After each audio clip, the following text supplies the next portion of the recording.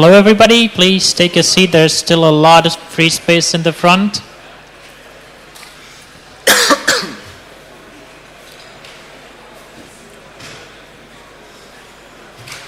And please welcome Alejandro Garcia, a game developer and a student at UDEV, here to talk about Python Game Dev MLG.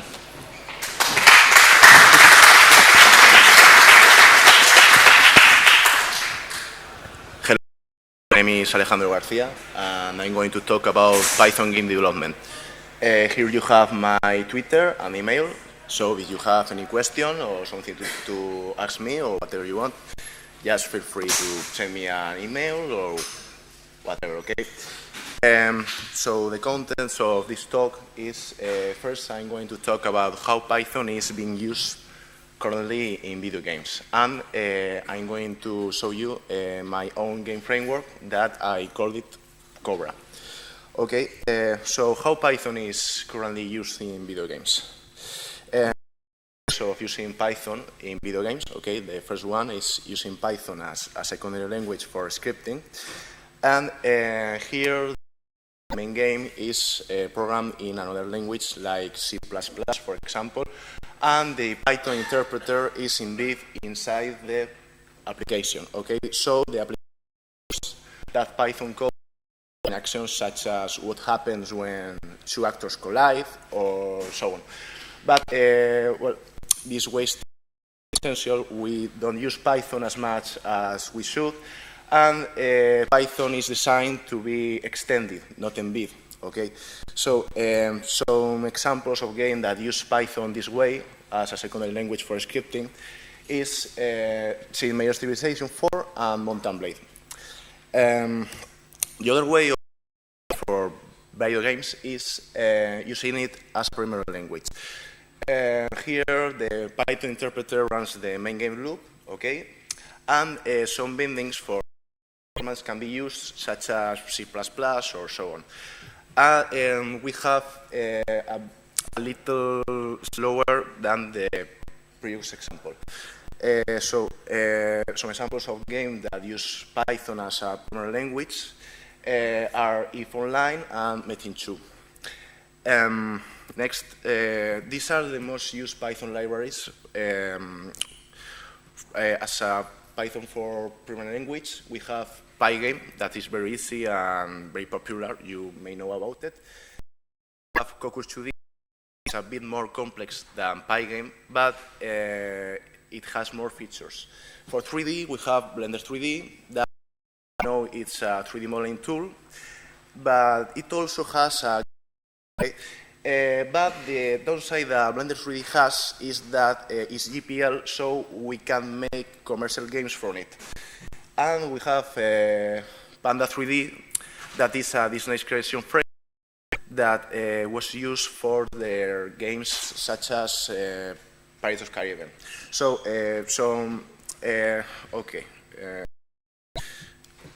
developing games with Python. Python is very good language such as C# or JavaScript, okay? But the only problem is that there are very few game frameworks. C# is used for Unity, that is very popular. JavaScript is used for web games, but Python is not currently used, not because it's not good, it's because there aren't any game frameworks.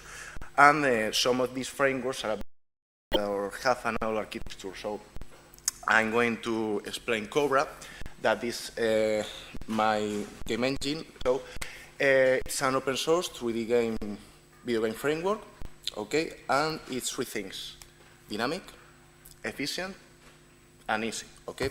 So why is it dynamic? It is dynamic because it uses ECS architecture.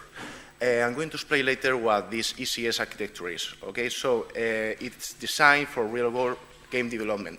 As you may know, in the real game development team, the game changes a lot because mainly of designers. Okay, so this architecture helps us to change the game more easily, and this makes our game easily adaptable and extendable. So you may ask now, what is this entity component system? Well, ECS stands for Entity Component System, okay? So I'm going to show you an example. Here is, for example, let's think that we are working for EA and we are developing Star Wars, the new Star Wars Battlefront. So we have our game entity, and from then we extend our ships, and that ship can be either enemy ships or player ships. And these enemy ships can either be enemy X-Wing or Y-Wing, and the same with the player ship. We are very happy, our game runs very well, and suddenly our dear game designer comes and says, hey, we have to change the game, so now Alid ship. And then, well, we just have to think again all the architecture, we have to rewrite a lot of things, and this is the new architecture that our game will have with an A seed, an A seed, and so on. And it's very probable that our game designer will come again and change our game and over. So I wonder, is there a better way? Well, I have the pleasure to introduce you to the Entity Component System. It is used in modern game engines such as Unity 3D or Unreal Engine 4. And the basic concept is that the game entities that goes on our game are just a list containing components that make up that entity. Nothing more. It's just a list.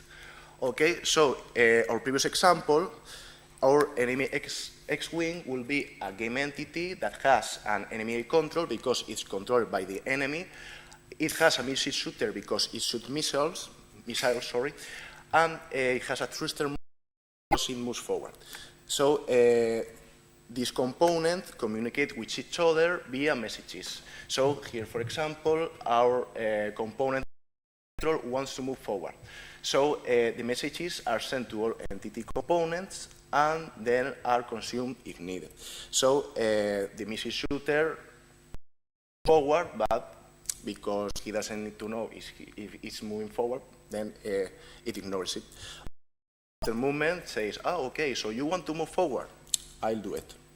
And our X-Wing will move forward. So our architecture of our previous example will look like this. Here we have our enemy X-Wing. That is a game entity that has a control, missile shooter, and thruster movement, as explained before. And the only difference from the Y-Wing is that the missile shooter is replaced with blast shooter. So making this with components, we can just reuse these components in different entities. And here, for example, the player X-Wing and the enemy Y-Wing, the only difference is that it's controlled with an AE and the player is controlled with keyboard control. And the same goes with Y-Wing. So what do we achieve with this entity component system? The entity doesn't need to know anything about the entity weapon. And if there is something like a missile or blast or whatever, it will shoot, for example. If there is nothing, it will do nothing. So we can quickly switch the blast with missile without changing anything of the code, making the code much more flexible to changes. And our friends, the designers, won't hurt us as much as they usually do. So I talk about entities, I talk about components. Now I'm going to talk about the systems. Okay, so components don't do the hard work. Instead, they send commands to the systems. These commands are queued, okay, and later on they are executed in different threads. This allows to use multiple cores using the full matching potential. And we don't have to, because each system does a separate thing, we don't worry about interlocks at all. So, core is efficient. Why is it efficient? Because it has a C++ core, okay, and it's multi-core. So, here's Cobra, uses Python, and Python communicates with C++ that has components and systems. You can also program your own components in Python or C++ and your systems on C++ or Python. And you may ask now, what about the GIL? Who doesn't know what the GIL is? GIL? Who doesn't? Okay. The GIL stands for Global Interpreter Lock. It's an implementation feature of CPython that a game loop goes, okay? For each entity in Python, we update it, components, we enqueue commands to the systems, and then when everything is done, we update the systems, okay? And go to C++ and spawn a thread for each core of the system. After that, we update that system, and we can go back to Python without breaking anything of the GIL. This runs over and over on the game. So, Cobra is easy, way easy. I was inspired by Django, okay, to make this framework. So I'm going to explain now a little example of how to make a simple project with Cobra. This is a simple Cobra. We have 5 files. We have behaviors, controller, entities, scenes, and settings. In the entities file, we define each entity, and it has a Cartesian transform. This allows this entity to be placed in the world of the scene. And mesh renderer that allows us to draw a 3D model. In this example, I'm drawing a cube mesh.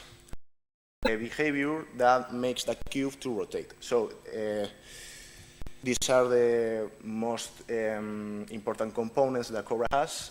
Sorry, it doesn't read. Okay, for space transform, we have a Cartesian transform that allows to, as I explained before, it allows that entity to be placed in our world. Polar transform that is just the same, but instead of using a Cartesian transform, is use a polar transform from the origin, or a screen transform that is a transformation in the, and this can be used for user interface things. So these are the rendering. Okay, sorry for this. We have mesh renderer that is for rendering meshes. We have mesh animator that animates with that mesh, and we have billboard renderer that will render a billboard, and a billboard is just a plane that always faces to the player. Okay. For rigid body, soft body, and box collide, spec collide for defining what kind of collisions we will have. And for audio, we have that is from where the audio is being played, and the listener that in most of the case it will be our player. And there are much more components that you can use in Cobra. So, behaviors. In the behaviors file, we define the behaviors. Behaviors are components with predefined messages. The most important ones are start, update, and input. In the start, it calls when the entity is created. Update calls in each tick of the game, and input is when an input in the game happens. So, with messages, we just call set of components, now the name of the message, and here we put which output we want from that component. And here in the keyword array, we put the input variables. I'm going to explain now, okay? Here's our last example, rotating behavior that just makes that rotate. So here in the update that runs on each tick, I'm sending a message to get the current rotation, and as you can see here, I'm creating a tick that will be the output for that message. And now I will have here my rotation, and with a speed, I'm going to update it. So, and now I'm sending this message, set transform, with our new rotation. It is also possible, if you don't like to send messages, to get a specific component and call a specific function on it. So just get the transform and call get rotation to get the current rotation, updated just the same way as before. Sorry.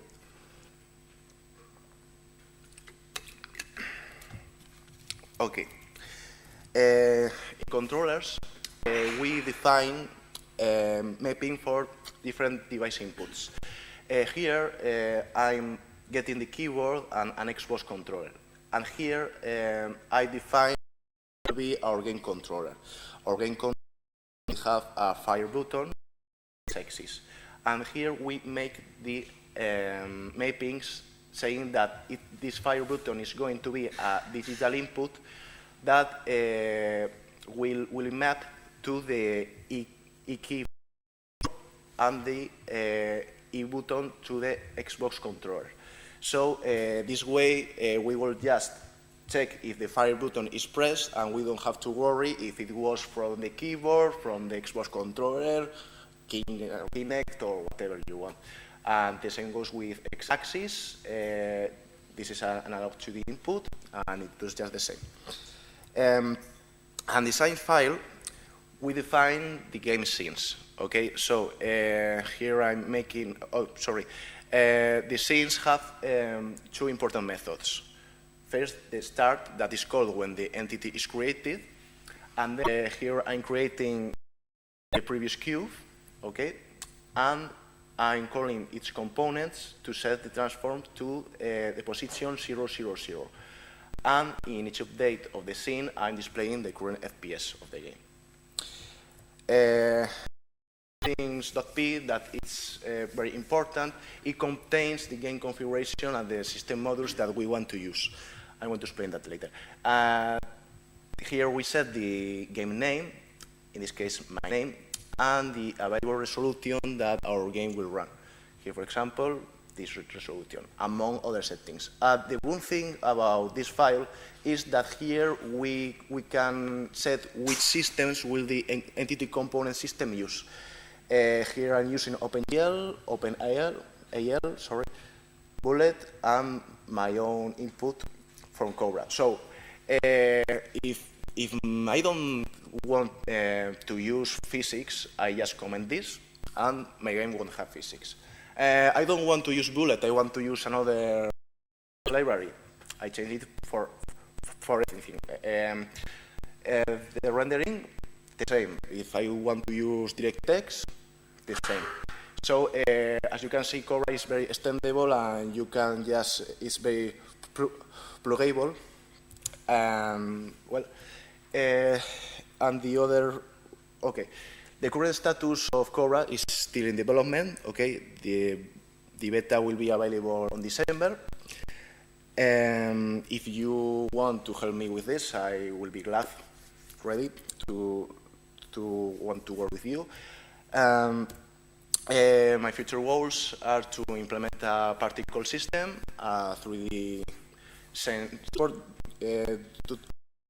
Anyone knows Vulkan? What is? Vulkan is the new graphic that Chronos Group will release that will replace OpenGL in a short time. So I want to do well. And now I'm going to show you a simple Cobra demo. Okay. So okay. Blame me. Okay. Ooh, sorry. Why this?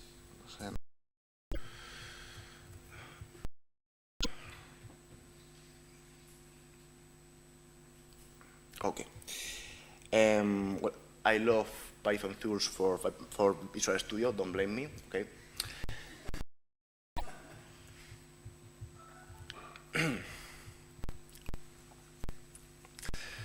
Well, I will just run it.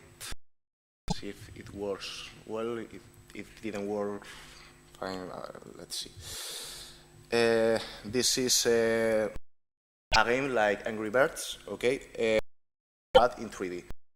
the slingshot and our box. Basically, we just hold the space bar, and when we release it, okay, and you can see here that I'm getting a score for the boxes that are going outside. And this is just the example. So let's check the code. The code is very easy. That have the red box that has a Cartesian transform to be placed in the world, mesh, rigid body, collider, and a score box behavior.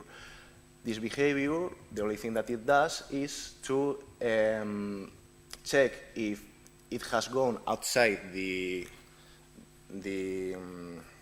I don't know how to say it, outside the area. Yes, thank you. Outside the area, we just add the score and we print our score. Very easy. Here we have the player but it has a player behavior, and this behavior, the only thing that it does is check if the space key is being pressed. If so, it charges up and moves backwards, and then if it's released, send a message to apply that impulse to forward. Thank you for your attention. I hope you enjoy it.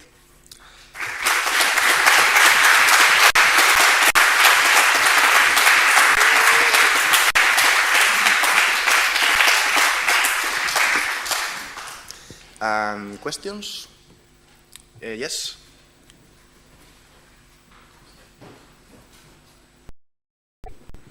Do you have Oculus Rift support, or are you planning on adding it? I don't have Oculus support. Well, it would be a good idea, yes. What about 2D? 2D, it works as well. You can just use a card transform, but only moving around the X or Y axis.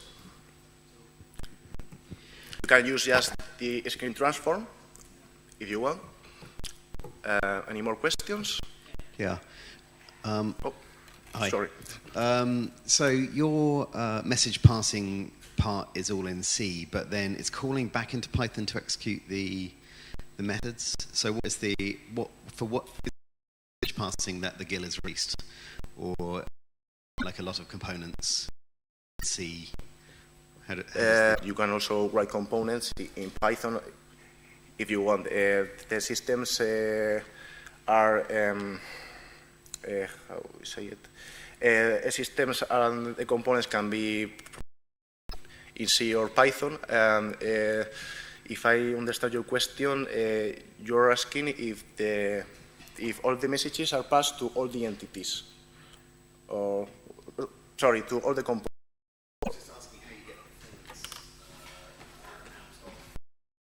Performance. It's just yeah. So if you are, so you're not getting any performance benefits if your components are written in Python.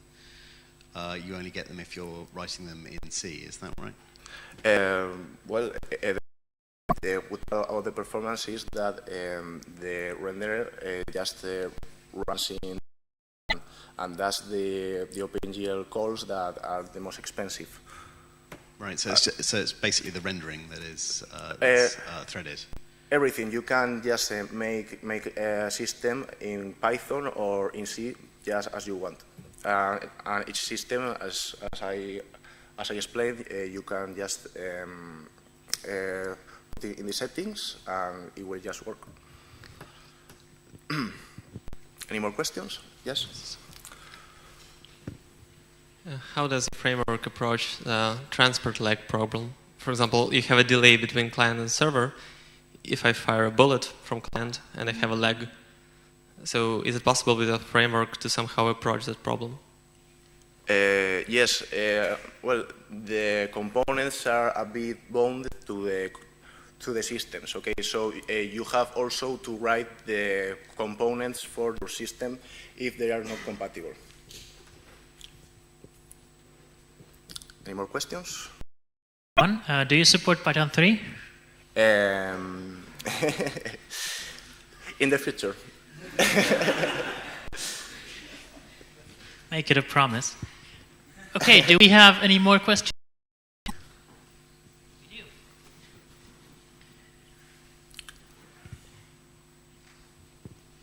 Thank you for the talk. Where can I find the source code?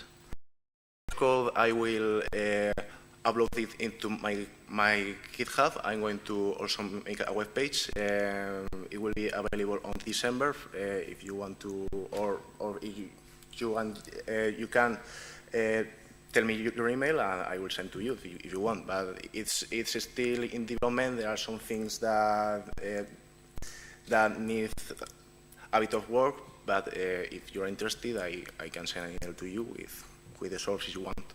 Okay.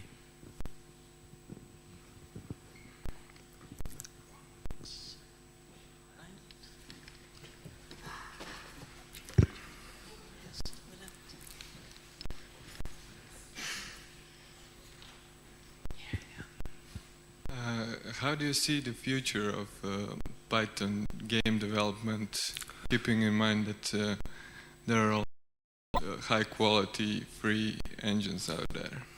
Well, I see it complicated. That's why I wanted to help Python to be a thing in video game with this framework.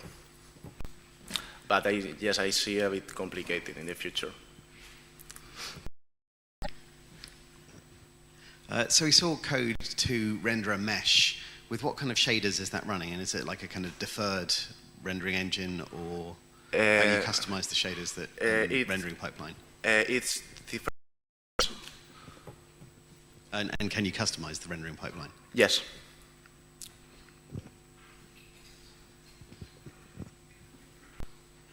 Any more questions?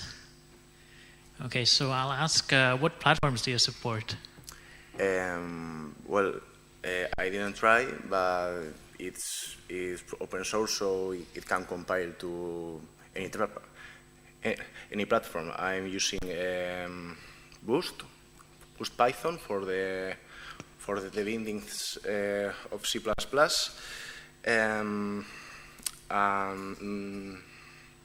Well, the systems use their own DLL and so on, but it's a bit complicated to port right now, but it works for Windows for the moment. So no Android, for example? Oh, for mobile, I'm not planning for being able to make games. Okay, does anybody else have a question? All right, thank you.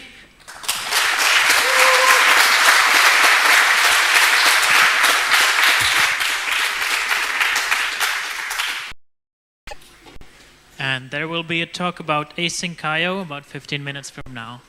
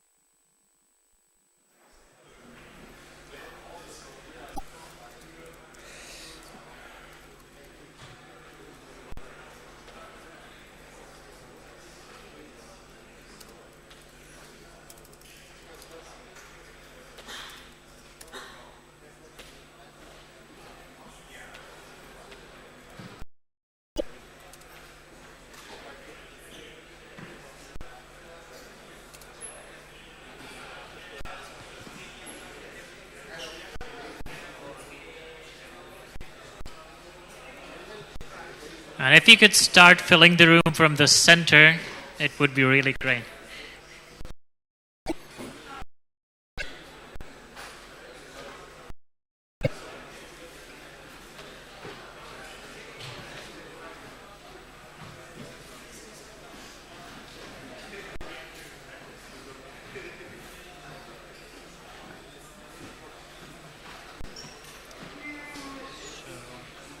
So I have a timer here anyway, so I'll be able to see, as soon as you say go, I'm just going to go like that, and then... Okay.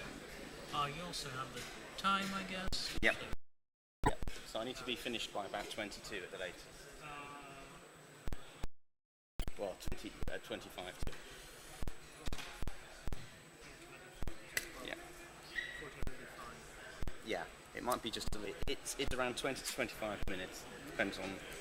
Well, we'll see. Right. See how we get on. I have 5 minutes, so I'll show some.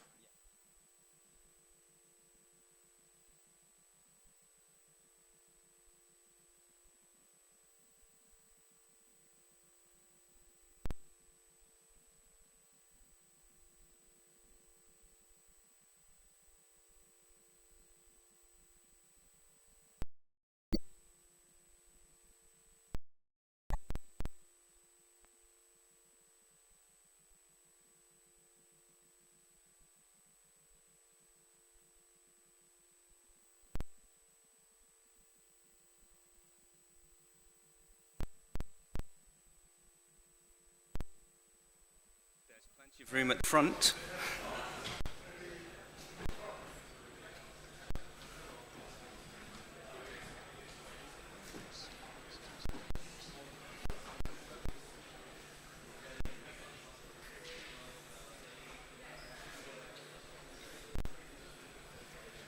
There's still room in the front here.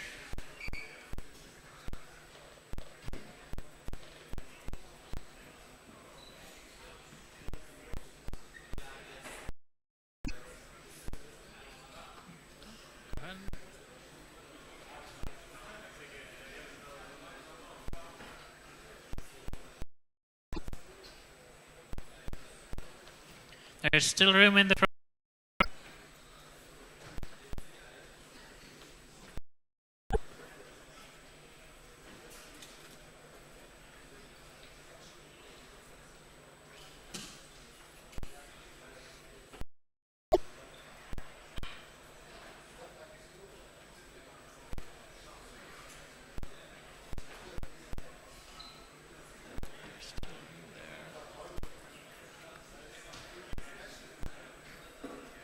Still room here.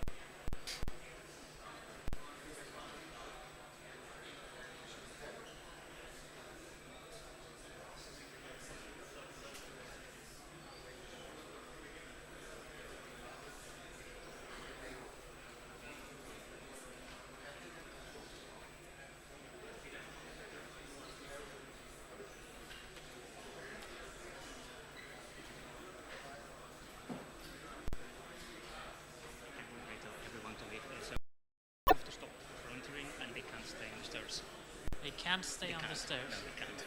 Ah. Okay, I have some sad news for some of you. The organizers tell us that you cannot stay on the stairs. So if you're on the stairs currently, you will have to watch this talk on YouTube. I'm very sorry.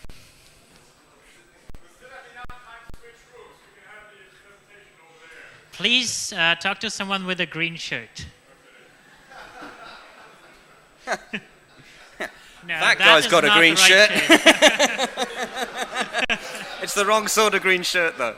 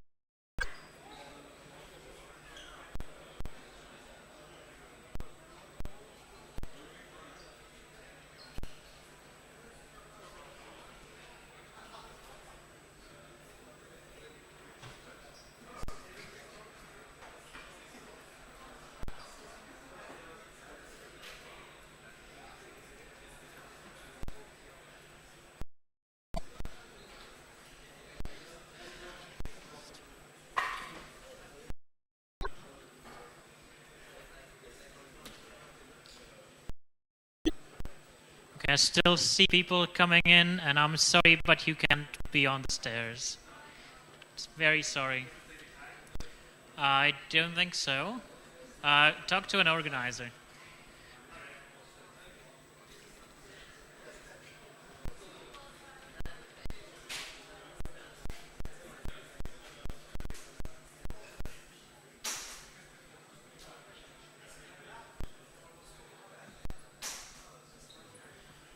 I'm sorry, but the room is full. We're not allowed to sit on stairs.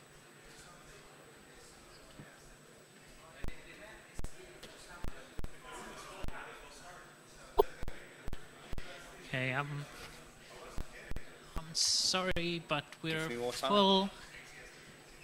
Yeah, very sorry. We will have to stick with YouTube. Sorry for that. I'm sorry, you can't stay here on the stairs. Yeah. Sorry.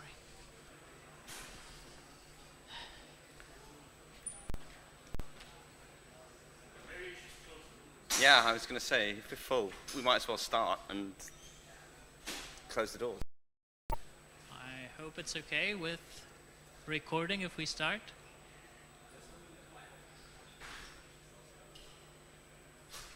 Is it okay to start early? I'm looking at the guy up there. Yeah, well. All right. All of you lucky to be here. Welcome, Nicol Stollery, talking about Async IO. Thank you very much.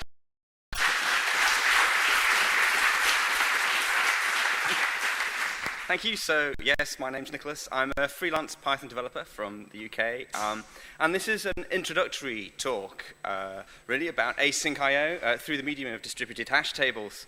So Async IO, as I'm sure you all know, arrived in Python 3.4. And my only expectation of you is that you know a little bit of Python. So what we'll do is we'll explore some of the core concepts of Async IO, and I'll tell you the story of how I used Async IO to create a fun little personal project, which was to build a distributed hash. Holger very usefully referenced in his keynote this morning, which is perhaps why there's rather a lot of you in this room. This isn't an exhaustive exposition of Async IO. There's an awful lot I've had to leave out, and it simplifies a lot. But my aim is to arm you information so that you can continue exploring the module and the concepts found therein afterwards. It's also a personal pedagogical exercise. If I can explain Async IO in a simple it demonstrates my own clarity of thought about Async IO and understanding about Async IO. As you can hear, I'm talking very quickly because I have rather a lot of information to give to you. Perhaps, like Eric Gumby, your brain will hurt by the end of this talk. So, the first thing that needs to be answered is, what does Async IO do? Well, the Python documents are very clear about this. They state that this module provides infrastructure for threaded concurrent code using coroutines multiplexing I/O access over sockets and other resources, running network clients and servers and other related primitives. You got all that? I've actually got that written down. I didn't do that from memory. Now, while I terminology from the documentation, it doesn't give me a sense or a feel of how I might use the module. Documentation can make the module appear a little bit intimidating in sort of the realm of esoteric leet uber hackers like Trinity, who's so leet she talks in Courier fixed width. See if you can figure out what Neo talks in. Anyway, what does async I/O do? Well, we can do a lot better than that. We can keep the answer simple, stupid. What does async I/O do? As Trinity says, it lets you write code that controls asynchronous network-based I/O. So let's be clear about what I mean by those terms. So concurrency is when several things appear to happen at once. Asynchronous literally means not synchronized. There's no way to tell when something may happen. The network communicates when a program communicates with the outside world. So, the problem clearly stated is arrive and depart via the network at unpredictable times, and async I/O lets you deal with such interactions simultaneously. Simple purpose, place async I/O into a practical context. So let's talk about distributed hash tables. So, again, let's start with the obvious question, what is a distributed hash table? Well, I know what a hash table is, because it's almost the same thing as a dict in Python. We are at EuroPython after all, and I think it's reasonable that I can expect you to all understand what a dict is. It's a simple key value data store. A distributed hash table is distributed because the whole is built from several independent yet related parts.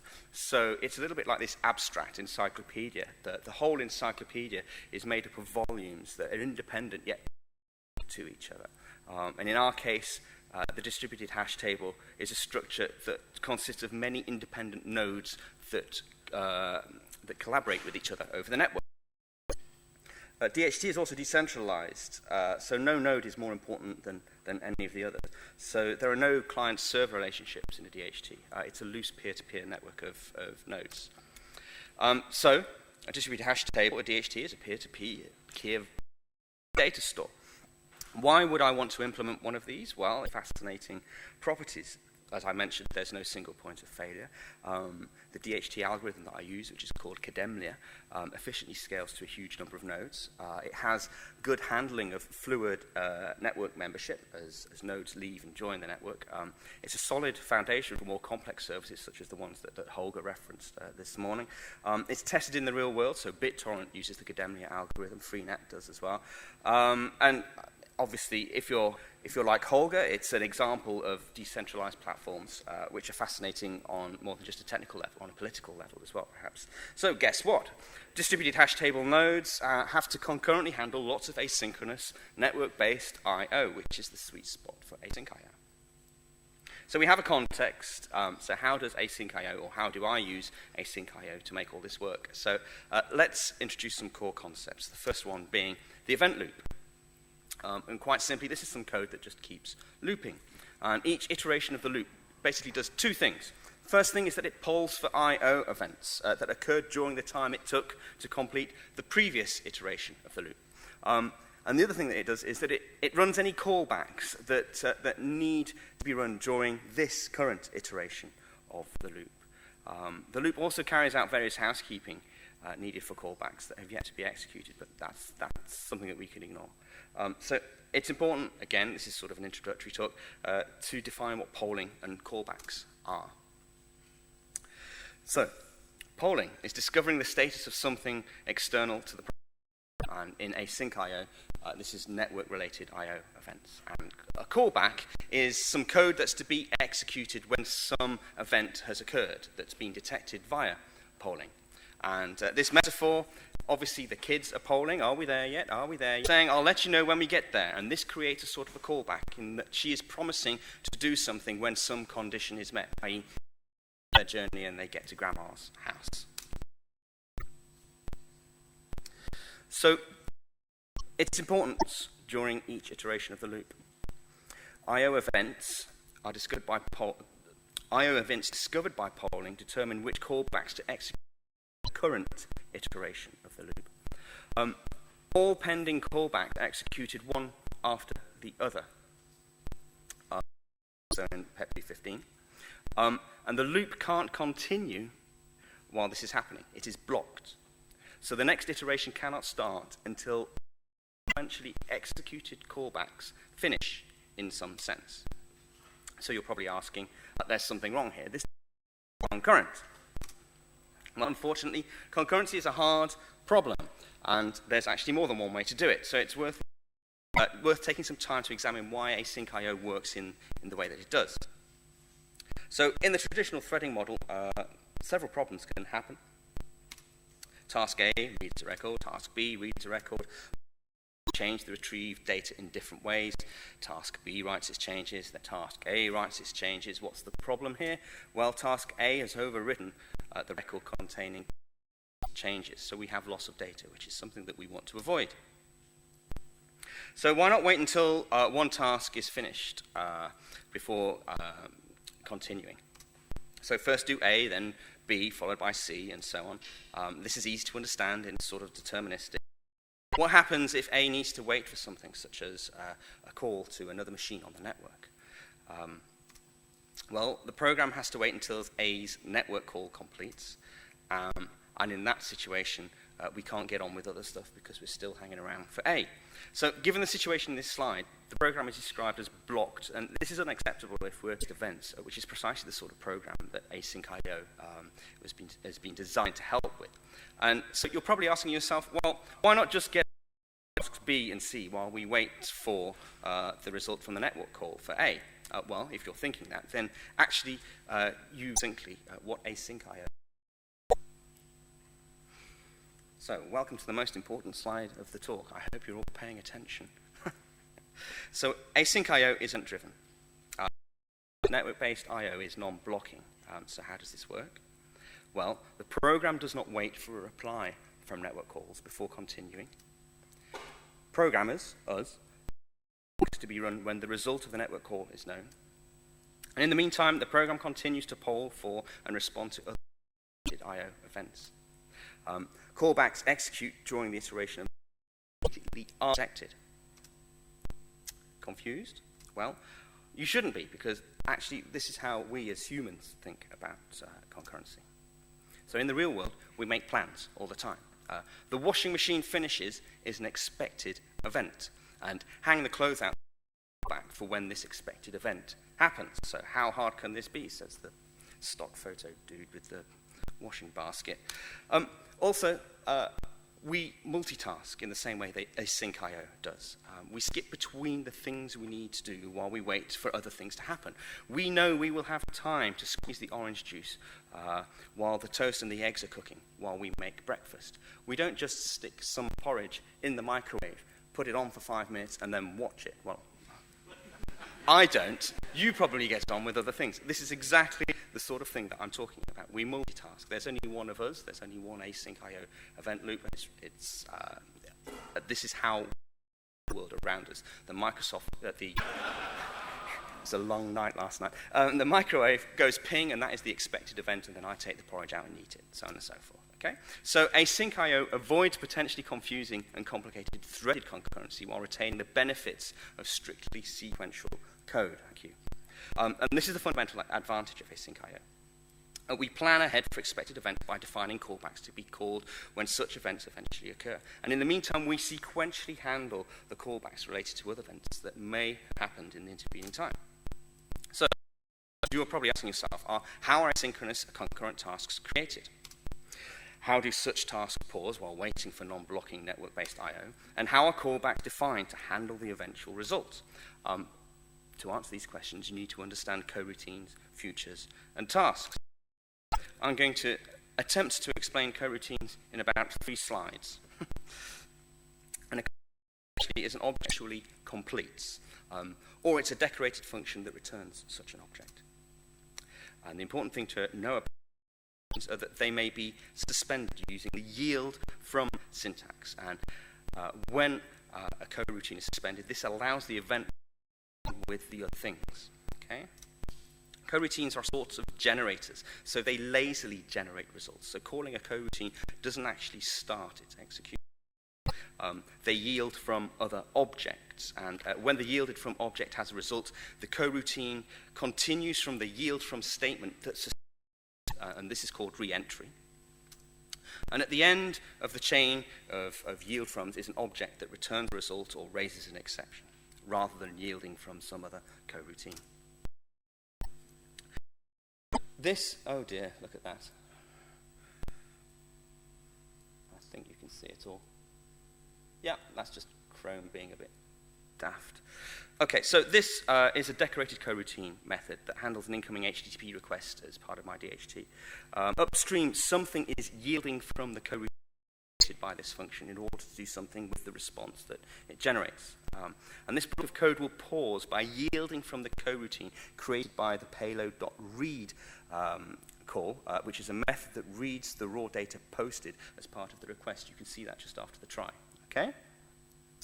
When all that data has arrived, again, while waiting for the coroutine created by the self.processData method, itself waiting on other things, such as perhaps a call to the database. And when the task encapsulated by this coroutine is complete, i.e. it returns a response, the upstream coroutine gets the return result and resumes execution from where it yielded from in its code. So we kind of know how asynchronous activity happens, but how do we handle the result? How do I handle the result of a coroutine? What about callbacks? Well, for this you need to understand futures and tasks, which I'll try and explain in just 2 slides. So a future, if you've done Twisted, this will all be very familiar to you. A future represents a result that may not yet be available yet. Callback functions are added to a sort of a to-do list to be executed when known. And a task is simply a future that wraps, and the resulting object is realized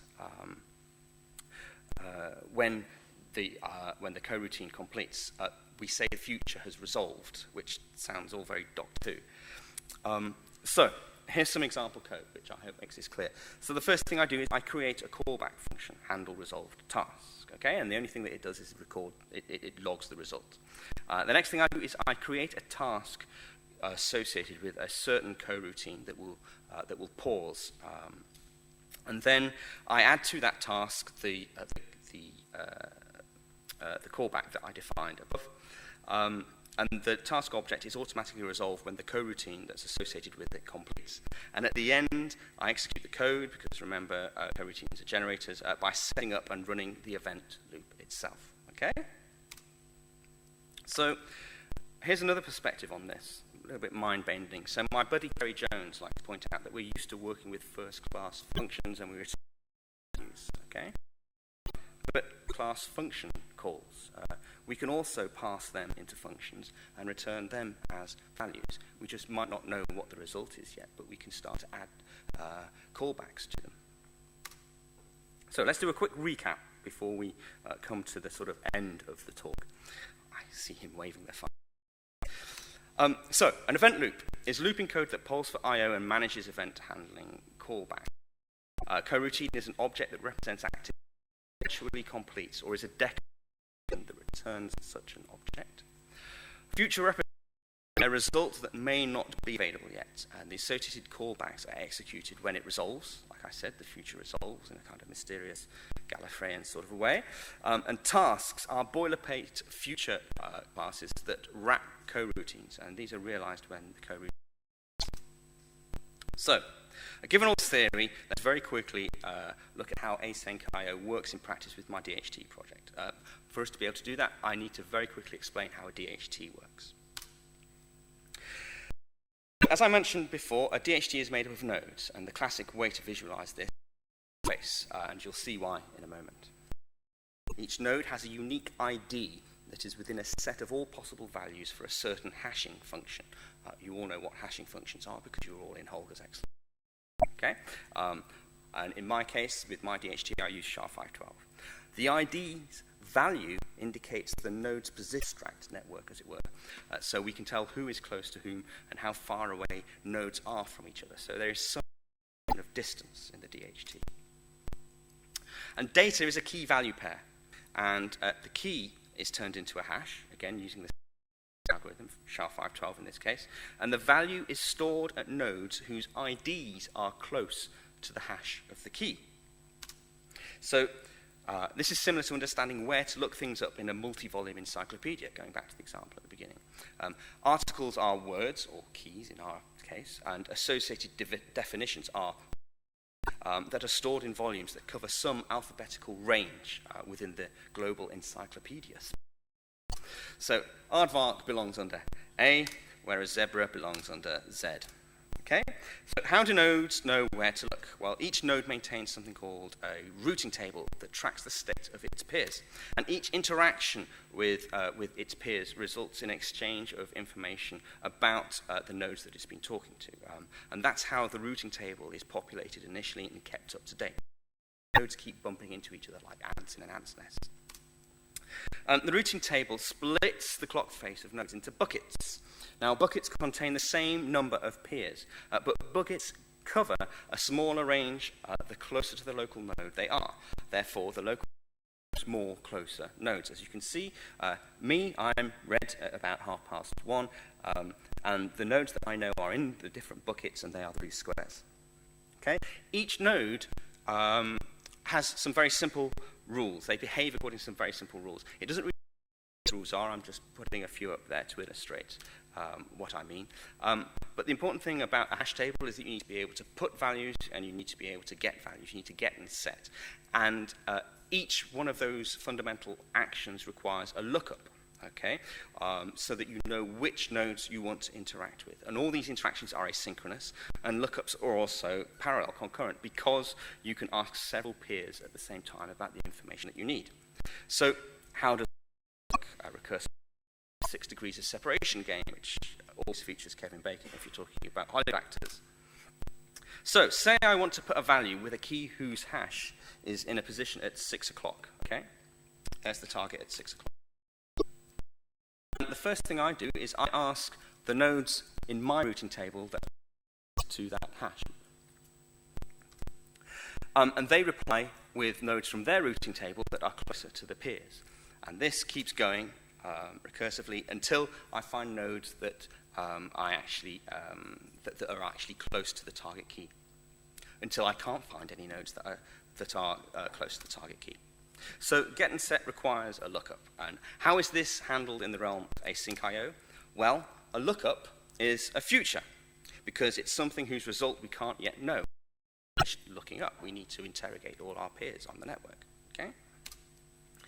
And the state of the lookup, the progress of finding nodes that are close to the target, is held within the lookup instance. And the lookup result, it's a type of future when the result is known.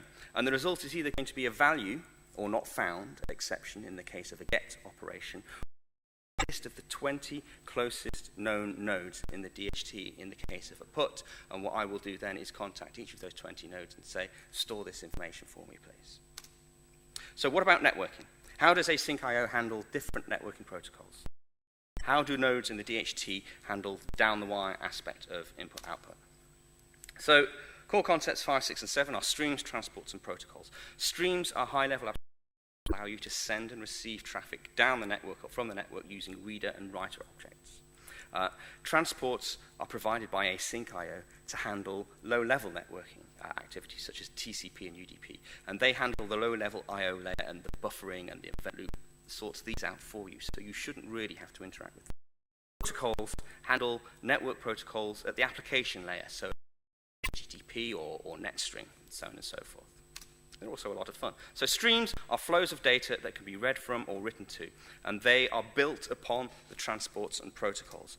So what is a transport? A transport is concerned about how stuff moves over the network, whereas a protocol works out what to do with the stuff that arrives from the network. It works out how to turn the raw bytes into something meaningful, such as a NetString message or an HTTP call. And really, you only need to work with streams and perhaps protocols if you're doing something a bit fun. So my final thoughts. With my DHT, I've managed to get 100% unit test coverage, and this is because async I/O is part of Python, and testing is normal. I'm using the built-in unit test library and mock. And so how you organize your code is a key factor for this, but confusing.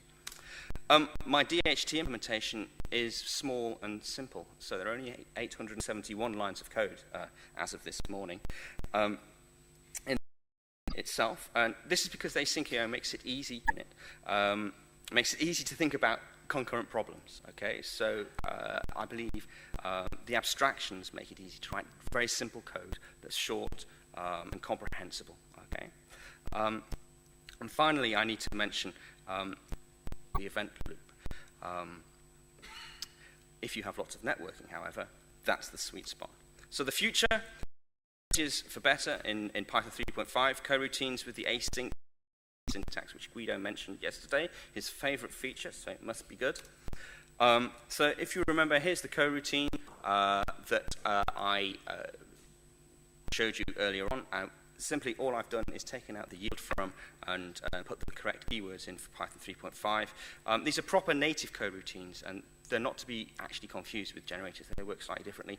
The new async syntax outside the code block defines the coroutine, not some internal yield from, so it actually makes it easier to read, in my opinion.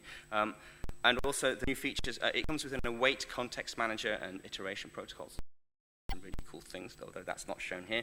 So PEP 492 is Guido's favorite feature. Go read that. I've not tested this code, as I put, it's for illustrative purposes only. That's it, finished. Guy in the yellow can smile.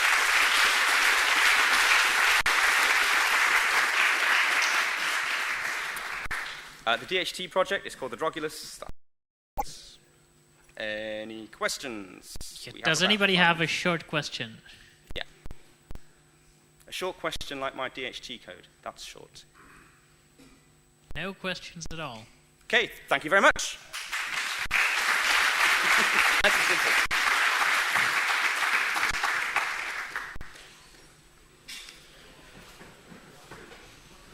Right, see you, and there's more Async IO coming up in 5 minutes.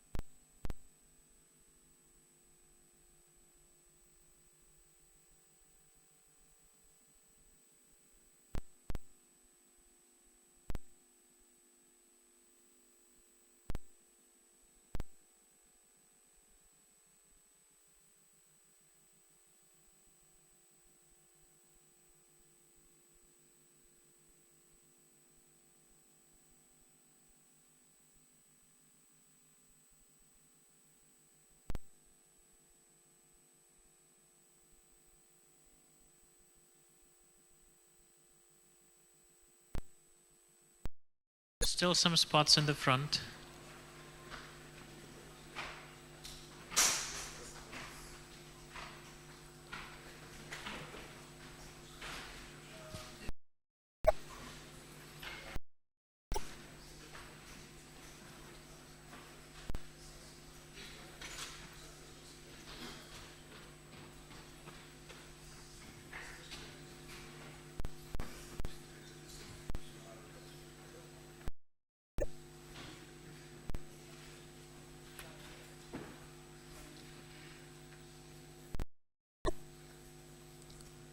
Right. Hello, everybody. Please welcome Viktor Stinner from Red Hat, talking about...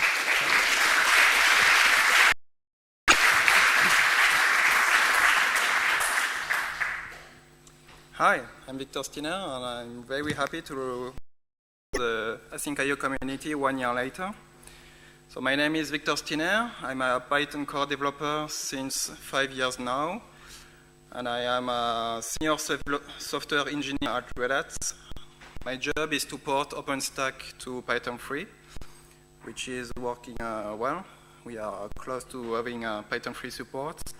And I'm also working on the Nova project, which is a virtualization part of OpenStack. And I'm working remotely from the south of France.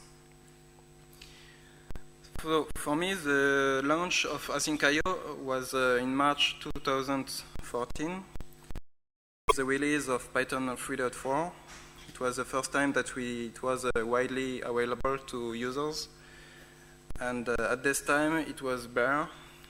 You had almost no libraries, which means that you can write a short hello world, but it's really hard to develop an application on top of Async.io because basically it's like you only have the socket module, you don't have HTTP, you don't have anything. So what the community today, for the main points, central points, is a Python Tulip mailing list, which is a Google group. We use the list to discuss new features, to discuss the behavior of Async.io, because the module is still young and we still sometimes I have issue with the design or subtle behavior. It's also help on Async.io because we don't have great documentation. People still have a question on how to write an asynchronous function. Recently, we had code.google.com because the site is closing. We moved to GitHub, and I hope that GitHub will bring us more pull requests because it's easier to collect and to send a pull request. So you can use this website to report bug, but we also have the Python bug tracker since Async.io is Python language of the standard library. And obviously we have more and more conferences. You may have seen that Python, we have 5 conferences about Async.io. To start on the libraries, for me the most famous one is IOHTTP. It's very famous. It's the most successful library. It's not only an HTTP client, but it's also an HTTP server. Obviously, it supports HTTPS for SSL on TLS. And you have WebSockets, clients, and documentation on the readthedocs.org. To show you a short example, most basic example for an HTTP request, you create a request using the get verb. You pass the URL and you get a request. On the subject, you have attributes like the status to check that the request was successful. And you can get the content of the body using the read method. In fact, it's very close to existing. And for me, the API is not surprising. It's easy to use. I put the part specific to Async.io in gray just to focus on the API. But obviously, when you do something asynchronous, like fetching data from the network, you have to put in front of each call. creating the request and getting the request. Create the method using asyncio.coroutine. For databases, for SQL, you have a client for MySQL, which is IO MySQL. For Postgres, you have the IOPG driver, which is based on the PsychoPG2. So it's not completely new, it's just a wrapper to an API compatible with asyncio on top of PsychoPG2.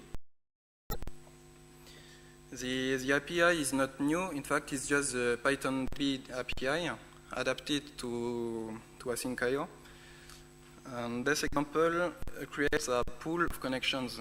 A pool of connections is something more specific to Postgres, but it's more efficient request. But you can also create a single connection if you prefer. From the pool, you create a cursor. A cursor is a standard method of the DB API. You use execute your query, and fetch one is used in this example because it's very short to only fetch one row, and at the end you get your number one. And since everything is asynchronous, you have to put yield from in front of each method. But if you ignore the yield from, you basically look SQL query, you can use an ORM like Piwi. Piwi has a wrapper called the Piwi Async, which is the asyncio layer of Piwi to have the asynchronous API. And for SQL Alchemy, you have iopg.sa, which is not the full API, it only implements a part of the API, especially you don't have the lazy part, the lazy loader. For key value stores, we have three drivers. For memcached, memcache. For Redis, you have two clients, IO Redis and async IO Redis.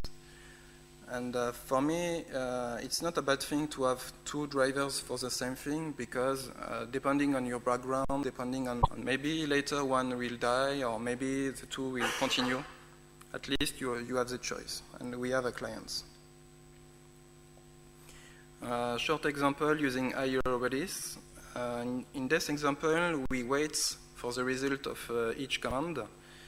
So we get the value of foo, and directly you get the result, and you increase the value of get the result. It's like you are blocking until you get the result, but you can do better using IO Redis. Since it's a coroutine, you can schedule a round to get a value, schedule a second task to increase the value of bar, and later wait and handle more requests at the same time. And using that, you can expect more better performances thanks to asyncio and thanks to the design of IO Redis. And this API is called pipeline. And in my example, I use the standard asyncio function, but you can also use a Redis function which is called pipeline to do the same with a shorter syntax. For NoSQL, you also have clients. For CouchDB, you have IO CouchDB. For MongoDB, async IO MongoDB.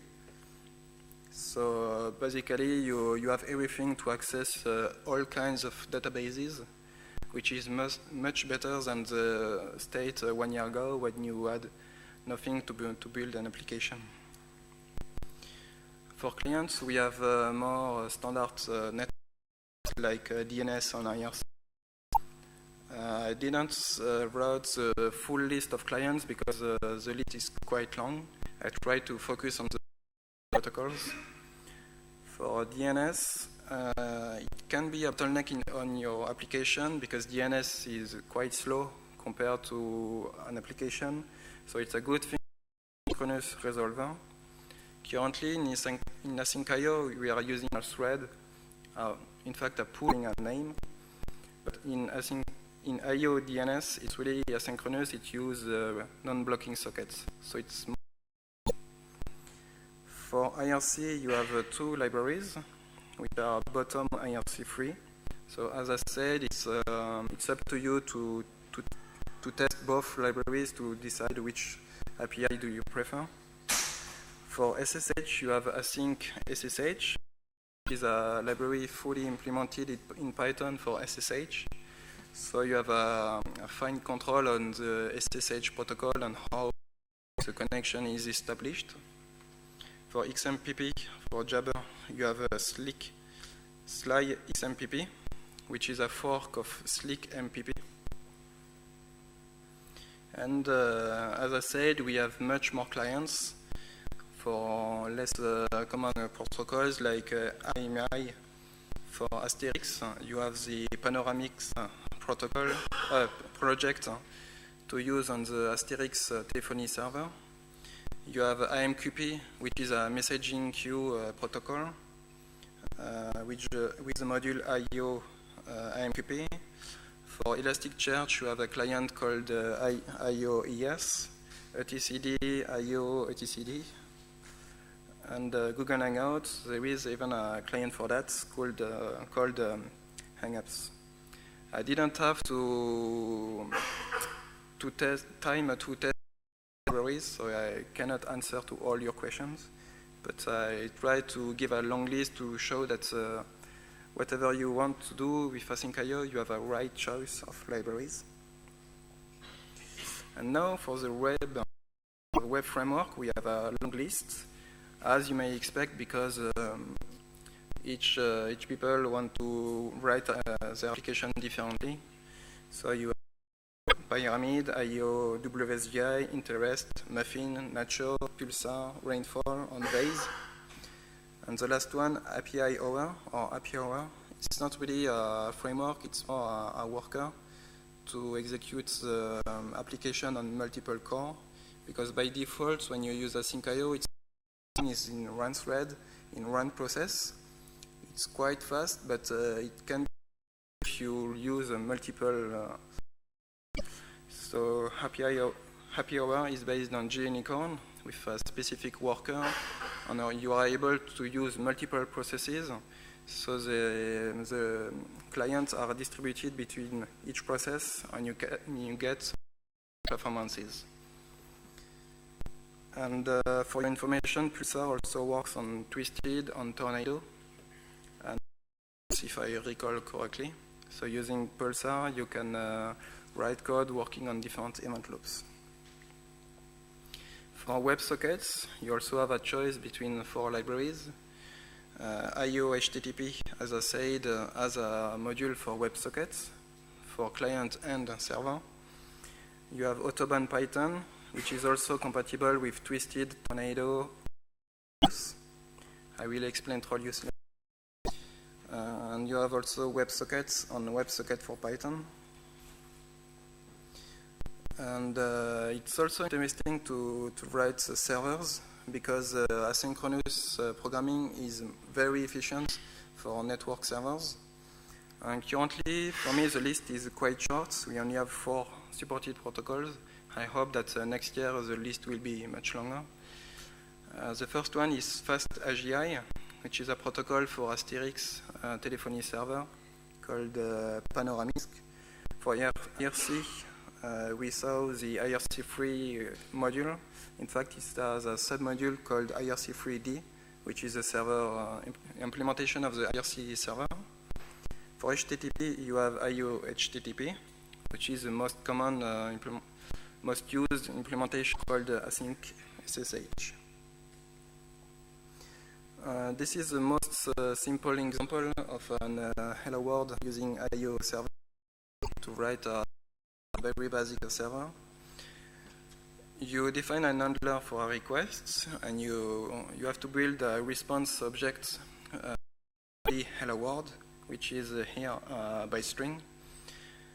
And you create an application, and you connect the handler to an URL using a router. But you may have seen that the handler is a coroutine. So since it's a coroutine, you can use any Async.io task or features. For example, here I'm using a getStat hypothetical function to get statistics.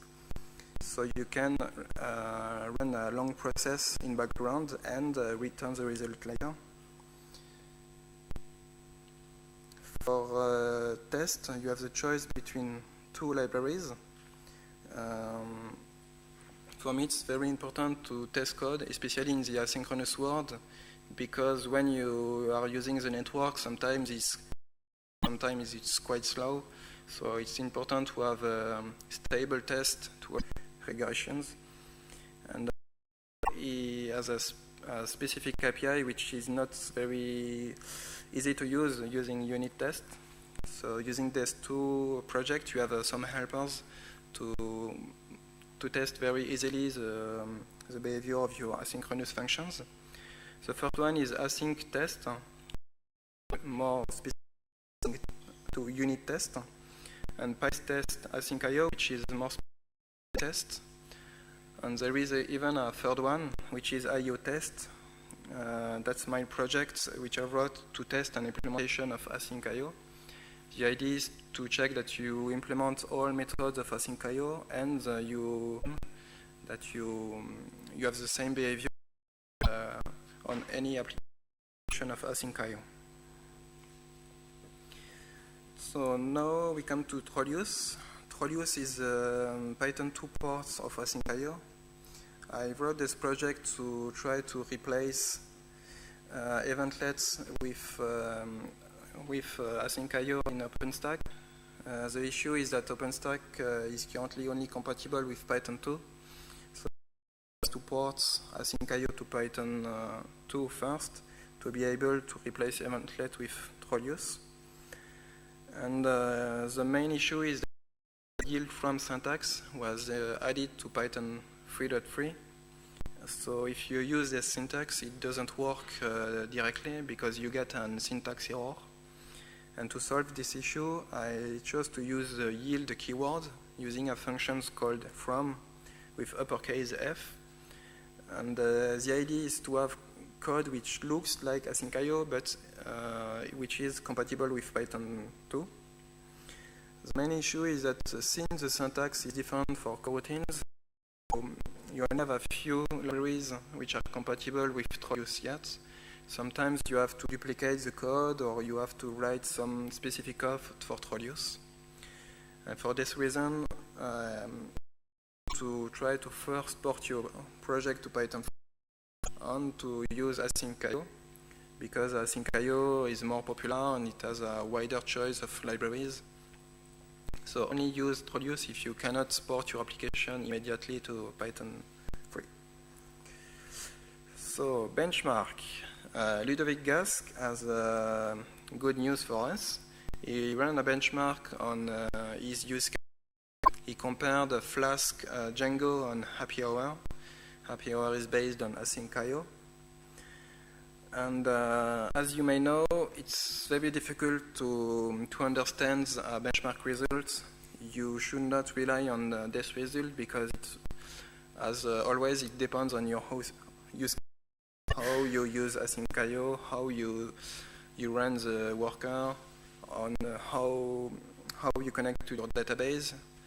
But at least we have one specific case for the application run by Ludovic. And the good news is that Happy Hour is fast, so it's not slower. For me, it was not obvious that async.io was not slower. And the very good news, in some cases, it's much faster. In the best case, Happy Hour handles 5 more requests per second, which is quite huge. And for the basic example of a JSON serialization, it handles 400,000 requests per second using Happy Hour. But Django and Flask only handle 70,000 requests per second. So it's much faster just by writing your application differently. But as I said, you should go to the blog to get all details. And Ludovic told me that someone else ran a benchmark on a different use case. So you should go there to get all details and compare numbers, and maybe run yourself the benchmark on your hardware to check if you get similar results. And finally, how can you help? In my opinion, the bottleneck of Async.io is the lack of documentation.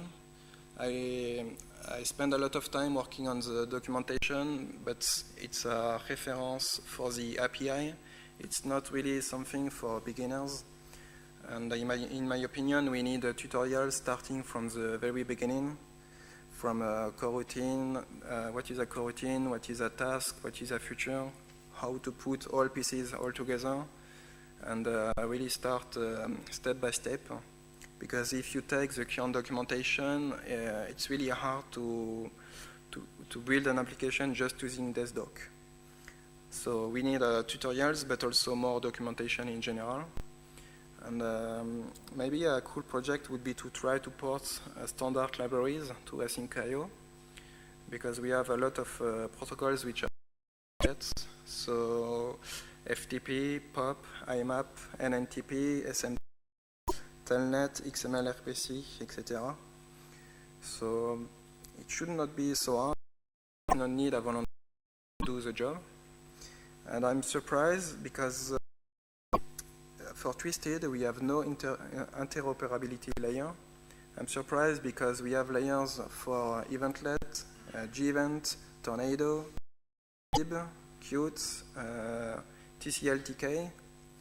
In fact, all existing event loop except of Twisted.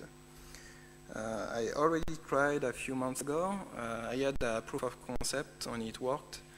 So we just need a few lines of code to be able to use Async.io on top of Twisted, or the opposite, to use Twisted on top of Async.io. And for me, it would be great. It would be great to be able to use both in the same application. Because even if we have a long list of sorted protocols, Twisted still have much more server protocols, much more clients, and very good code base, which is tested since last 10 years. So Twisted is still useful for many cases. To finish, I give you two links. The first one is a list of all resources around Async.io. It's a list of clients, it's a list of servers, but also a list of talks, list of documentation, list of benchmark, everything around Async.io. So it's a good starting point if you would like to find anything around Async.io. And the second link was my main source for this talk. It's a list of all clients, all servers, but also all the libraries for Async.io, like you have a library also to handle disk, so accessing files in an asynchronous manner. And you have a very, very long list, so go to the link. So thank you, and do you have any question?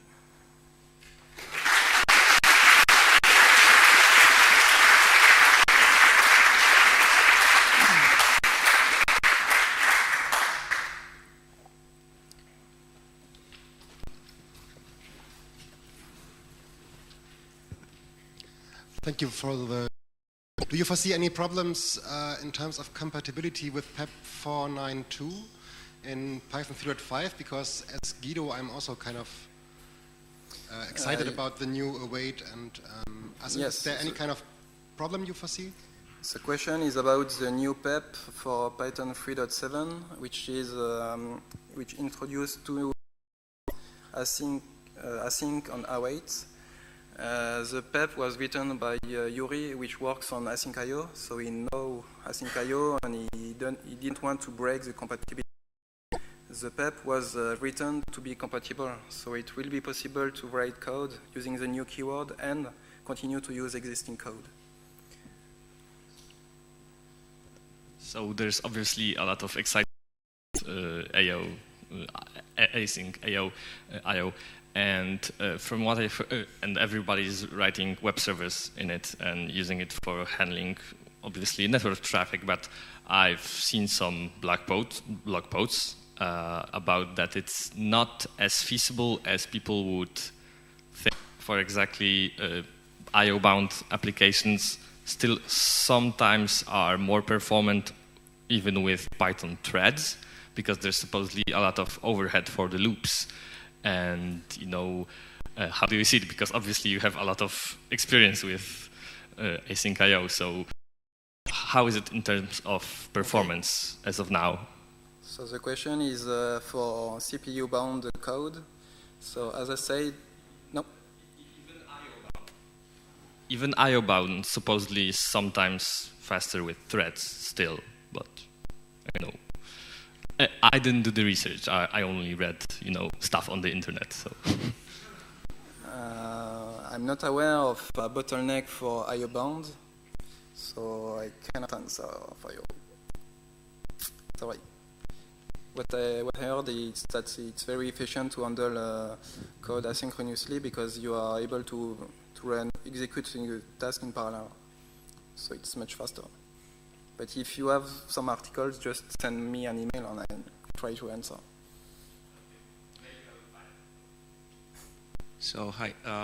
How often do you run into problems when writing code using async IO? Running into third-party libraries which are non-cooperative and do stuff somewhere where they do blocking operations like a DNS request. How often is that a problem? The question is for blocking call in existing third-party libraries.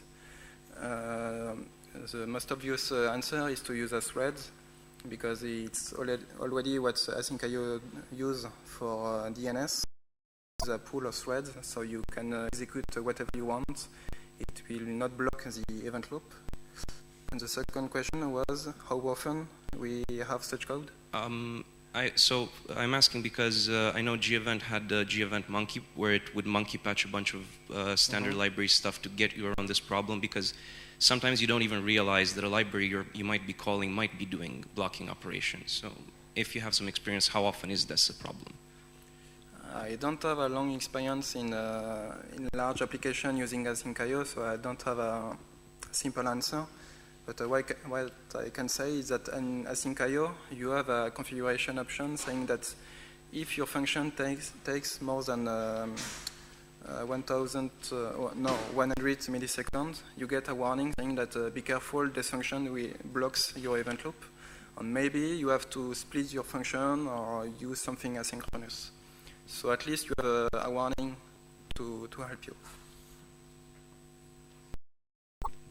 Hi, Victor. Writing libraries, which is important, like in async.io Redis, the two libraries used for the framing, both no handling or handle connections. That's very important to just focus on the implementation of the loop. The other statement is more about running something in a thread. There is a running executor to run something in a thread directly with async.io. So thank you for the talk. I'm not sure that I understood your question. You say that some libraries are still using threads? No, there's two things. Redis, the two libraries use iRedis. iRedis is a C module to implement the protocol. Okay. So they focus on writing a client using IO. And when you have CPU-bound code, you can use a running executor to run your code into a thread directly by the loop. Yes. And the question more is like, how can I know that I'm not doing bad pattern with async.io? Is there some good practice or something to new developers to understand correctly async.io? The main idea is that you must never block the event loop. So it's really a bad idea to call a block. And when you take a random library, it's possible to know in the advance if you will block for too many times. So as I said, you have parameters to detect such slow functions. But maybe you have to dig into the library to read the source code. I don't have a simple answer for that. but there is no such thing like monkey patching, because we want to explicitly say that at this position we are running something asynchronous. It's part of the design. Okay, one more quick question.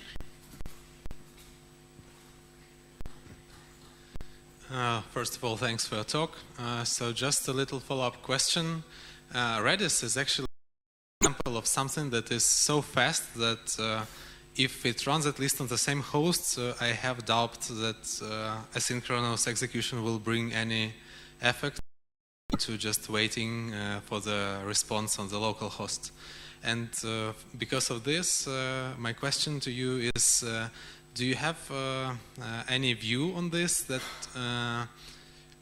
in what cases would the overhead of scheduling callbacks and event handlers on the event loop of async.io pay off as comparing to if you would just wait for the response of the particular application on the socket? How big is this overhead? No, there is no simple answer for that. It depends really on your workload, but the idea behind async.io is not to send the answer as soon as possible to the clients. The idea is more to handle a lot of concurrent clients, and using this design of the event loop and having a task which are running in background. The idea is to support a high workload with a lot of concurrent clients. And I hope that you will be able to handle more clients. But and your question was, should we use blocking code or asynchronous code? I don't know. I think that you should write a benchmark and try with different kind of clients, depending on how you use the library, how many requests do you send, how many concurrent clients. I don't think that there is a single answer to your question. It depends on your use case and workload. Okay, thank you, Victor. You're welcome.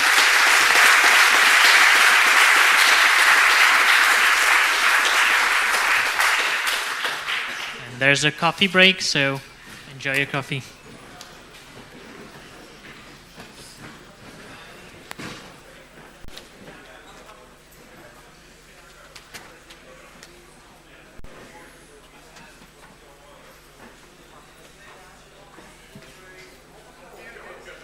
Hi, Victor. I just wanted to stop and say hi and introduce myself. I'm Robert Kuska, if you remember. Yeah. We exchanged some lines over here. Robert Kuska. I said your name to Peter, but he didn't understood. How do you say Kuska? No, it's Kuska. Kuska. Oh, okay. So remember me, right? Yeah, okay, sure. Let's go. I just wanted to say hi. So you came from Brno? Yeah, I'm here with Peter and Matthew Stuplik, if you remember him. I didn't meet him. Yeah, you didn't, but you also exchanged some lines with IRC. We are just three of us here who together, but there are more folks from Readiness Brno. Cool. But Slag is not with us. Still expecting to join your team maybe one day? Yeah, I asked Slavik about that, but he said that our budget is not that high enough for it. Okay. So, see ya. Nice to meet you. Hi. I'm Andrei Sutlov. Nice to meet you. Oh, I saw you yesterday, yeah? So, did you enjoy the tour? Yeah. I said that you are the most famous ever. So thank you for your work on Async.io. Sorry. Usually I found interesting solution, and I don't know how to solve it with streams. Stream close is synchronous. No, it's not coroutine. Stream close. Stream right. Close. But transport callback connection close. will be called on next loop iteration.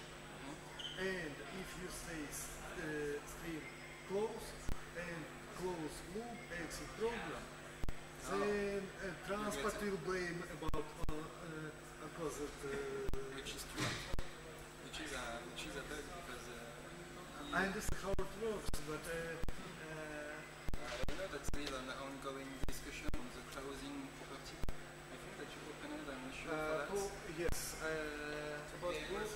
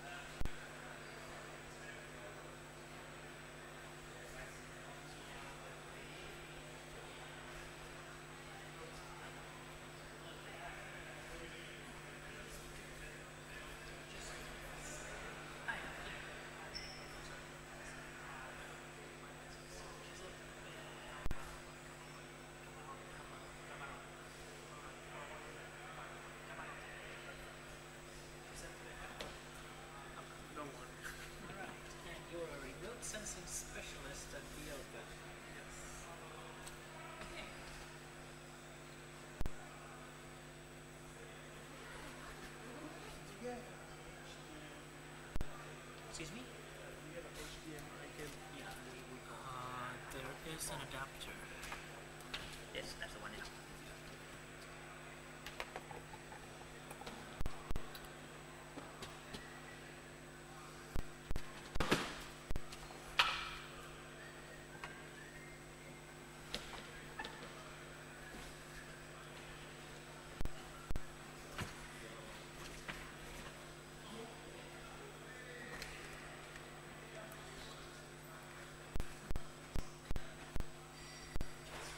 So you have 30-minute talk. Yeah. So we have 5 minutes to change rooms and 5 minutes for Q&A. 5 minutes for 5 what? minutes for Q&A. So we'll be done with your talk in 20 minutes, and then we'll have Q&A. Right? And still minutes. What about? Is it working? Did you get?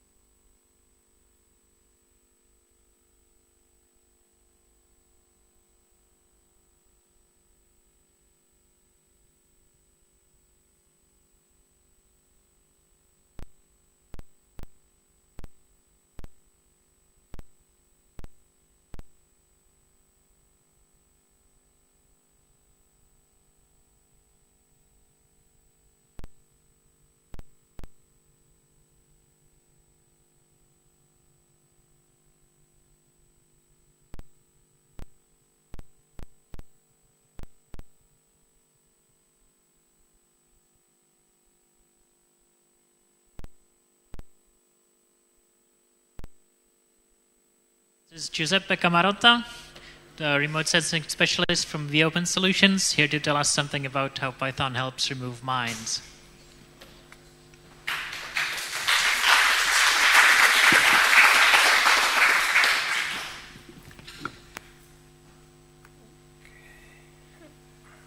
Okay, good afternoon, everybody. I'm Giuseppe Camarotta. I work at vOpen Solutions. It's a company that works with satellite imagery and more in general with geospatial data, and it's located in Rome. So I'm going to talk about activity map from space, supporting mine clearance with Python. So there are these 4 topics that we are going to talk about. Activity map, what an activity map is, why it is from space, what's a mine clearance, and what's Python.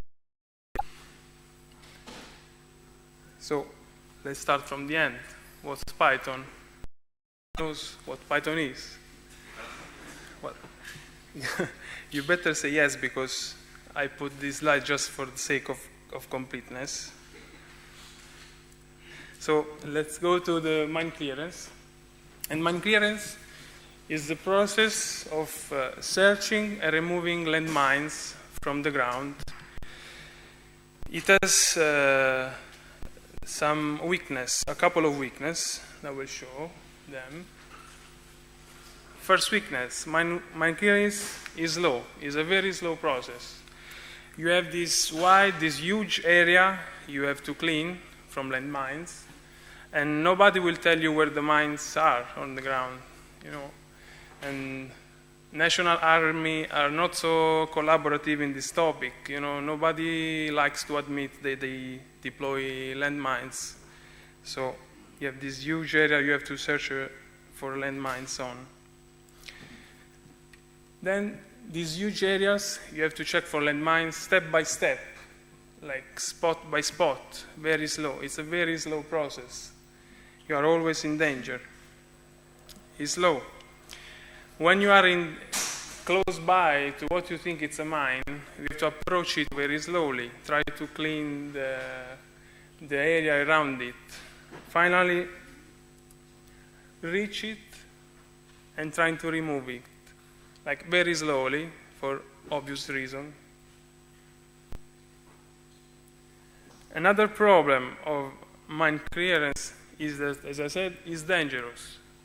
Injuries happens more often than you might think, even within professionals. This is why, at some point, they thought about using animals to search for landmines, to sniff them.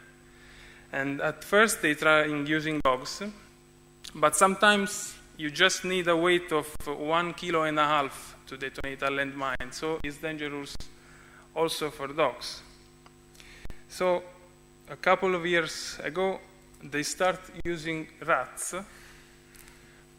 for searching landmines. They weigh just a few hundred grams, and they have a brilliant smell, so they seems perfect. And there are more rats killed searching for cheese and trapped by trap that during this process. Actually, it's true. There is 0 rats have been killed doing this job. But we can do better if we go in the space. I mean, we have Earth is plenty of satellite with huge capabilities. This is a simulation of the Italian constellation Cosmos Skymed. It produces radar images that are the ones that have been used for this job. The constellation is formed by 4 satellites, and they travel at between 600 and 700 kilometers from the ground, so they will be safe from landmines. And they complete a single orbit in 90 minutes. So every 90 minutes, they complete an orbit around the Earth. So they are fast as well. they seem to fix the problem of landmines. They said they produce radar images that are that is a coherent sensor, so you have both information about the amplitude of the signal and the phase of the signal, and we are going to use both of them. So let's go to what an activity map is. So an activity map is a map that gives information about, it's obvious, about the activities that goes over a certain area. And for activities is meant like everything that produces changes on the ground. I mean, if you build a new site, or if you remove a trees, or the best part, if you use a road, if your roads are used, you can say there is activity, and you can see it from satellite. So basically, activity map classifies areas based on the level of activity. In this case, the green areas are the ones that are active, and the red ones are maybe they are not so visible, but the little red dots are the area where there is no activity. This is very important for landmines, because if there is activity on the ground, you can say that the area is safe, otherwise the mine would have been blasted.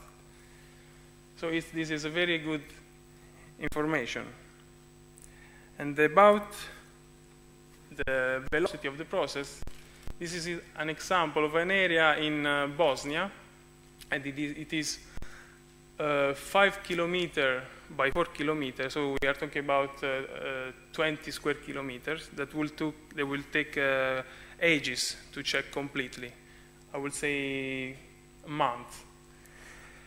And but we can reduce this time just overlaying on the top of this an activity map. So you can tell immediately, well, you don't need to go to search for landmines where it's green because something has happened here, so you know that it's safe. And you can focus your effort on searching for landmines on the other zone where there is no information about it. So what do we use to produce an activity map? We use radar images, as I said. So this is an example of an amplitude of a radar image. This is 10 by 10 kilometers wide with a resolution of 1 meter.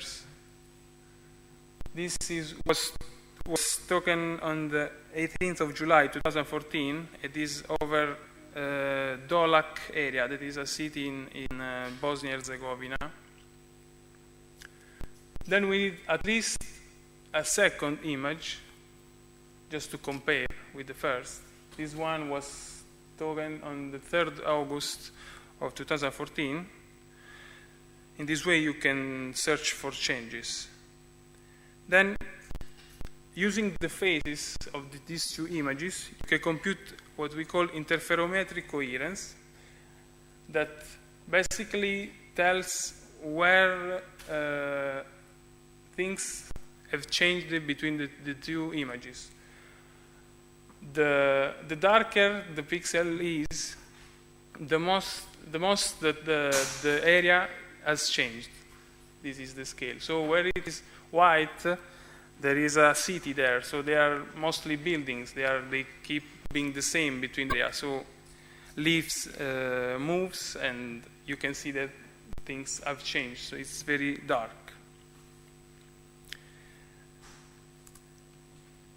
Another thing that we use to compute activity map is what we call coherent changes. So these are the changes that you can see just comparing the amplitude. So the interferometric coherence I showed you in the slide before, it was it was done using the phases of the images. This is an RGB color composite images. It means that in the red layer has been put the first images, the one taken on the 18th of July, and in the green and the blue layers has been put the second images. So if the two amplitude would have been the same, you would have seen totally black and white images. But since you see some reddish part and some cyan color, that means that in that zone where is red, for example, the amplitude of the image in the red layer is higher, is brighter than in the cyan. So that's why you see red. So in this way you can see some changes already comparing the amplitude. Then if we do the same with another kind of RGB composite images, so it's just using the coherence in the blue layer instead of the amplitude, you can produce these uncoherent changes that has more detailed information. In fact, we use these to produce what we call land use, and a layer called land use or land cover that tells you in a semi-automatic way what is on the area you are seeing. For example, you can detect where the water is, where the urban area are, where the soil is, green, the grass, trees, and so on. And we use also this layer to produce an activity map. So the steps for producing an activity map. First of all, once you have the data, you have to stretch it and filter it. So just using NumPy here and some stretching function like a square root function or a linear stretching, and then filtering it with function from SciPy library. Here, what we do is basically build the histogram of the images, then decide where to cut the dynamic of the signal, like deciding where the left bound has to be and where the right bound has to be, and then compute the stretching in this new dynamic. Just to show the effect of this step, this is the data in input steps, so before applying any stretch or any filter. And this is the same images once it's been stretched and filtered. So every feature in the images is recognizable. You can see fields, roads, houses, and trees. Then the second step, that is the changes classification.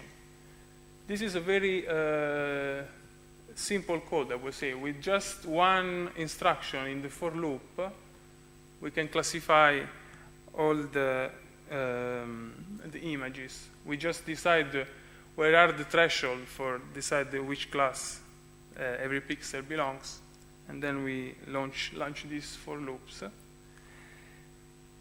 Again, an example of this. This is the input images of this step, is the coherent interferometric coherence I showed you before.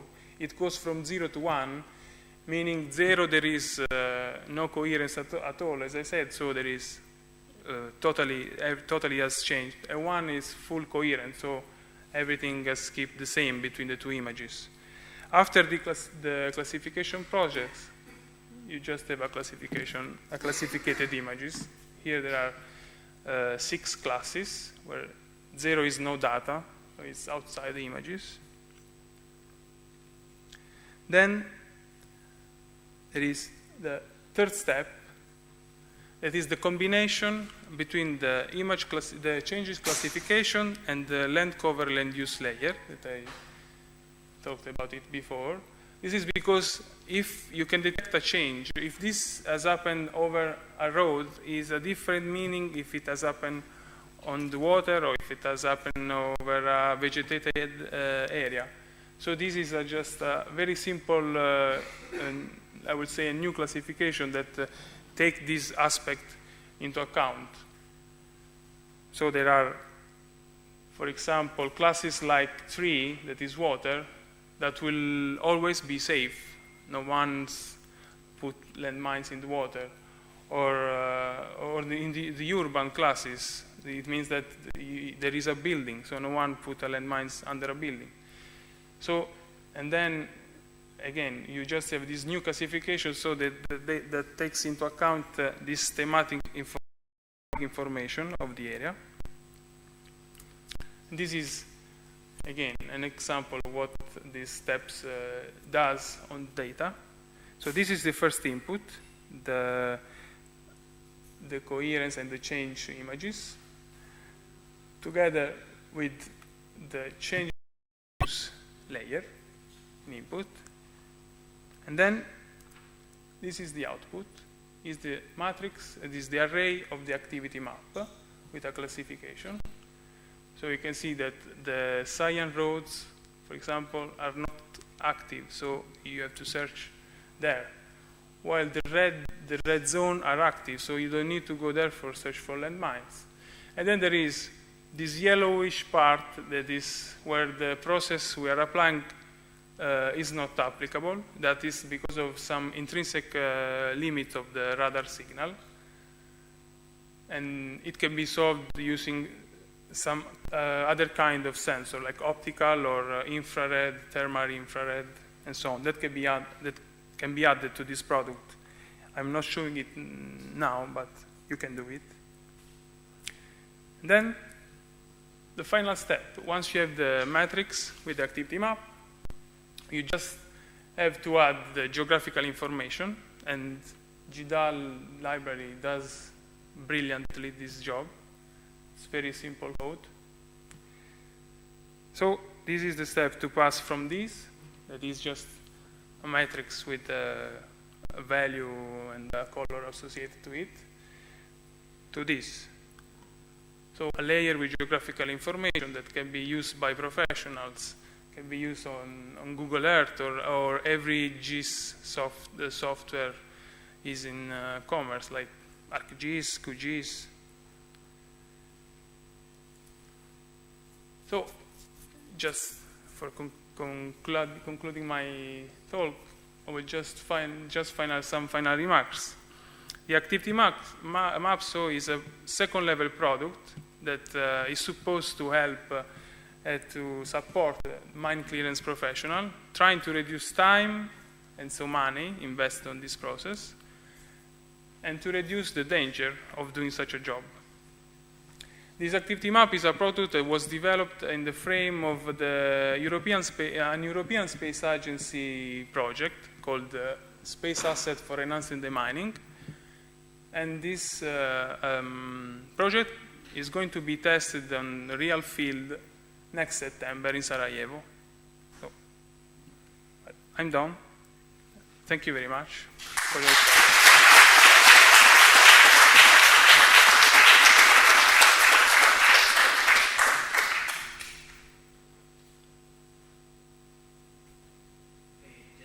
Have questions?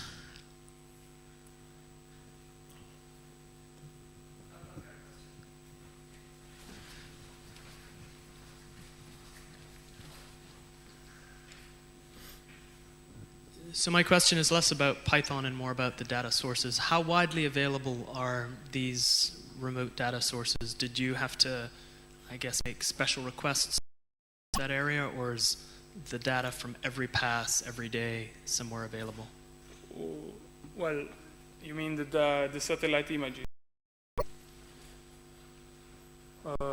Well, this data source, you have to get in contact with the company that produced this data. You just ask for them, you place an order, you say, and it's fixed. So the satellite will pass over the area of your interest just in that date, and then it will keep passing every 24 hours in the same point, because the satellite keep orbiting around the Earth. It is the Earth that is under it that is turning, that is rotating. So after 24 hours, there will be the same configuration again. You need the same configuration to compute the coherent images, because you need the phase, so you need the same area. But they will not be on the same geometry. I mean, what I'm saying is that satellite is looking at the Earth from a point of view. Then after 90 minutes, the orbit is complete, and the satellite is again in the same position, but the Earth is slightly rotated. So it will just it sees again the same area, but just with another angle. So if you want just to see the area, you can do it at least, I said, 4 times a day. It depends on the latitude. On the north you go, from the equator, the more passes you have.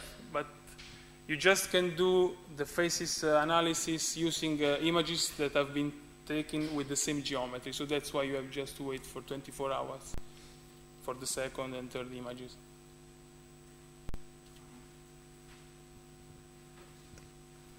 Any more questions? Okay, so thank you, Giuseppe. Thank you again.